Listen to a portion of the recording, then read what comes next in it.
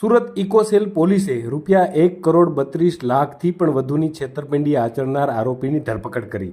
આરોપી મેહુલ પ્રવીણભાઈ જોગાણીની મહારાષ્ટ્રના મુંબઈ ખાતેથી ધરપકડ। થોડા દિવસ પહેલા આરોપીએ ટેક્સટાઇલ માર્કેટમાં કાપડનો ધંધો શરૂ કર્યો હતો, જેમાં અલગ અલગ વેપારીઓ પાસેથી માલ ખરીદી અને વેચાણ કરતો હતો, જ્યાં આરોપીએ ફરિયાદી પાસેથી ₹1,32,00,000થી વધુના મોટા પ્રમાણમાં કાપડનો માલ ખરીદી અને પૈસાની ચૂકવણી ન કરી હતી, જેથી પોલીસે આરોપી વિરુદ્ધમાં સલાબતપુરા પોલીસ મથકમાં છેતરપિંડીની ફરિયાદ નોંધી હતી। હાલ આરોપીએ વધુ વેપારીઓ સાથે છેતરપિંડી અને વિશ્વાસઘાત કર્યો હોવાની શક્યતાને નકારી શકાય તેમ નથી, જે આગળની પોલીસ તપાસમાં જ બહાર આવી શકશે।